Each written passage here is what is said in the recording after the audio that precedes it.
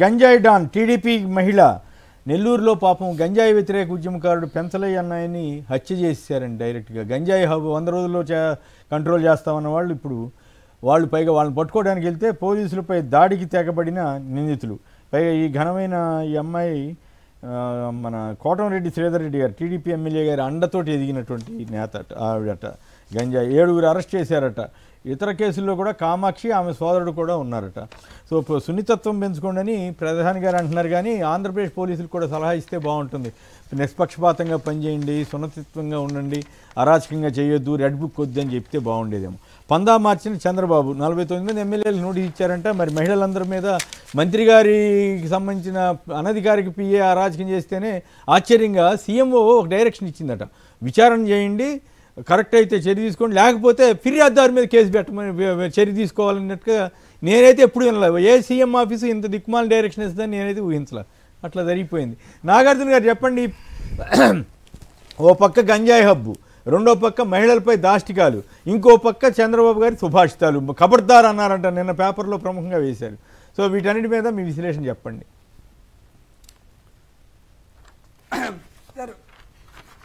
Sir ముందు అసలుకి ఆంధ్రప్రదేశ్ రాష్ట్రం అనేది గంజాయికి ఒక కేంద్రంగా తయారైంది సార్. ఇది ఎందుకు అంత గట్టిగా చెప్తున్నానంటే ఒక ఆశ్చర్యకరమైన జీవో మీకు చెప్పాలి. ఇది December 4th, 2024 ఒక జీవో వచ్చింది సార్. ఇది జీవో రొటీన్ నెంబర్ 1233. జీవోలో ఏం చెప్పారంటే, సో గంజాయి అనేది సరే అక్కడ విశాఖపట్నంలో ఎక్కడో దొరికింది, లేదా విజయవాడలో దొరికింది, లేకపోతే చిత్తూరులో దొరికింది, సరే ఏదైనా వైఎస్ఆర్ కాంగ్రెస్ పార్టీ ఆరోపిస్తుంది, లేకపోతే ఏదో జరుగుతుంది, సరే ఏదో జరిగింది. గంజాయి అనేది ఒక సామాజికమైనటువంటి ఒక ప్రాబ్లం కాబట్టి దాన్ని పెద్దగా స్ట్రెచ్ చేయకపోయినా, ఈ జీవోలో ఉండేటువంటి సమస్య ఏంటంటే smuggling of ganja into central prison Visakhapatnam. ఇది చూడండి, వాళ్ళు ఇచ్చారు జీవో, నేను కాదు ఇచ్చింది. అంటే విశాఖపట్నం సెంట్రల్ జైల్లో కూడా యథాచ్ఛంగా గంజాయి సప్లై ఖైదీలకు జరుగుతుంది. ఎవరి ఖైదీలు? బయట గంజాయి ఉందని వాళ్ళని పట్టుకొని లోపల పెడితే లోపల వాళ్ళే గంజాయి స్మగ్లింగ్ లోపల కూడా యథాచ్ఛంగా జరుగుతుందని చెప్పి ఆంధ్రప్రదేశ్ రాష్ట్ర ప్రభుత్వం ధృవీకరిస్తూ ఆయా విశాఖపట్నం జైలు లోపల కూడా గంజాయి కార్యకలాపాలు జరుగుతున్నాయి కాబట్టి దాని మీద చర్య తీసుకోండి అని జీవో రొటీన్ నెంబర్ 1233 ఇచ్చింది గవర్నమెంట్ December 4, 2024. సో ఇక ఆంధ్రప్రదేశ్ రాష్ట్రంలో గంజాయి అంత విస్తృతంగా ఉందని చెప్పచ్చు. 2, సరే గంజాయి అనేది ఎక్కడో ఏదో అరకు ప్రాంతంలోనో ఎక్కడో ఉంటే ఓకే వచ్చు. స్వయంగా ముఖ్యమంత్రి గారి సొంత నియోజకవర్గంలో ఎక్కడ కుప్పం నియోజకవర్గం రామకుప్పం మండలం 89 పెద్దూరు గ్రామంలో ధనరాజ్ అంజప్ప అనే వాళ్ళు కుప్పంలో గంజాయి సాగు చేస్తున్నారు. దీన్ని అక్కడ ఉన్నటువంటి డిఎస్పీ పార్థసారథి గారు అరెస్టు చేశారు. దానికి సంబంధించిన పేపర్ క్లిప్పింగ్ October 16, 2024. తర్వాత 734 కేజీలు గంజాయి పట్టు. ఇది కుప్పంలోది. అసలు మామూలుగా సాగే చేస్తున్నారు, మళ్ళీ అమ్మడాలు ఏం లేవు. పాపం చంద్రబాబు నాయుడు గారి విజన్ ఏమో.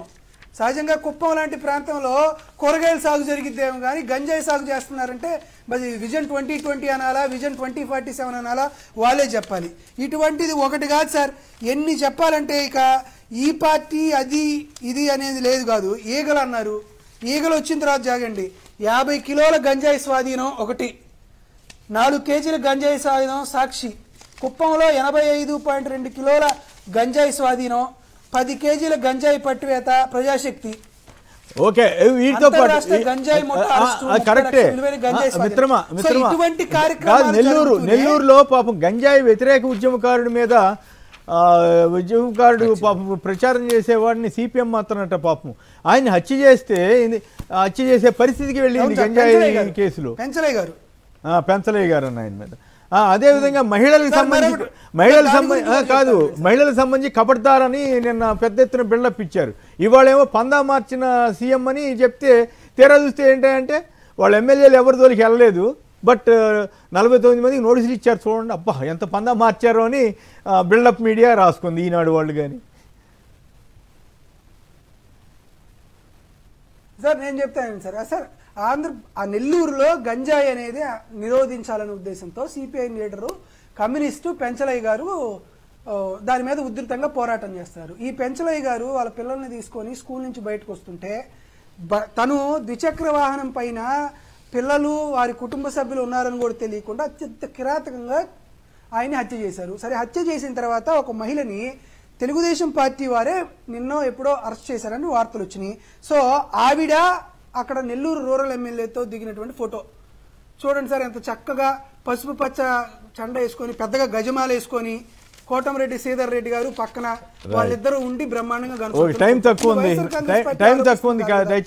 ఆరోపిస్తుంది కదా. దాంతో పాటు దాంతో పాటు మంత్రి గారి పిఏ పైన అనాధికారిక పిఏ పైన ఆరోపణలు వచ్చినాయి అన్నారు. ఇక్కడ సమస్య మంత్రి గారి పిఏ మీద కాదు ఆరోపణ వచ్చింది, మంత్రి గారి కుమారుడి పైన ఆరోపణలు వచ్చినాయి. మంత్రి గారి కుమారుడితో తను లైంగిక వాంఛలు తీర్చుకోవాలని పిఏ ద్వారా బేరసారాలు నడిపారు. ఇది కదా సమస్య, దీని మీద కదా ఎంక్వైరీ చేయాల్సింది.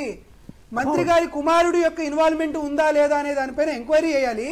ఎంక్వైరీ వేసేటప్పుడు మంత్రిగా ఆవిడ ఉండి ఎంక్వైరీ చేయడం అనేది నిషేధం. నిజంగా చంద్రబాబు నాయుడు గారికి నాలెడ్జ్ ఉంటే ఫస్ట్ చంద్రబాబు నాయుడు గారికి దీన్ని ఖచ్చితంగా పర్సూ చేసి ఆవిడకి న్యాయం చేయాలనేటువంటి ఆలోచన చంద్రబాబు నాయుడు గారికి ఉంటే ముందు మంత్రి గారిని బర్తరఫ్ చేయాలా. ముందు మంత్రి గారిని బర్తరఫ్ చేసి అమ్మ నీ కొడుకు పైన ఇటువంటి ఆరోపణలు వచ్చినాయి, ఈ ఆరోపణలు గిరిజన మహిళ పైన వచ్చినాయి, సో ఈ ఆరోపణల పైన వాస్తవాలు తెలుసుకున్న తర్వాతే నిన్ను మంత్రివర్గంలోకి తీసుకుంటానని నిజంగా చంద్రబాబు నాయుడు గారికి ఒకటి ఆలోచన ఉంటే చేయాల్సిన పని ఇది. ఆవిడ మీద ఎదురు కేసు పెడతారేమో చూడండి, ఎదురు కేసు పెట్టకుండా ఉంటే అదే 10,000 అనుకునే పరిస్థితి ఆంధ్రప్రదేశ్ లో జరిగింది సార్, ఏర్పడింది. Right sir, YSR Congress Party అను సాక్షి టీవీ సాక్షి పత్రిక ఉంది కాబట్టి ఎంతో కొంత ఇప్పుడు ప్రజలకి తెలియజేస్తున్నాయి, వారికి ఏదైనా న్యాయం జరిగింది. లేకపోతే అవి కూడా ఉండేవి కాదని అడుగుతున్నాం. దాంతో పాటు 49 మందికి నోటీసులు ఇచ్చారు, ఇవ్వాలనుకుంటున్నారు. వాస్తవానికి ఆ నోటీసులు ఇవ్వాల్సింది చంద్రబాబు నాయుడు తనకు తాను సెల్ఫ్ నోటీసులు ఇచ్చుకోవాలి. ఈ 49 ఎమ్మెల్యేల 69 మంది ఎమ్మెల్యేల 149 ఎమ్మెల్యేల కాదు. ఎవరిపైన ఆంధ్రప్రదేశ్ రాష్ట్రంలో వ్యతిరేకత ఉందంటే అది చంద్రబాబు నాయుడు గారి పైన ఉంది. ఇన్సఫిషియెంట్ పరిపాలన ఎవరైనా చేస్తున్నారంటే అది చంద్రబాబు నాయుడు గారి పైన ఉంది.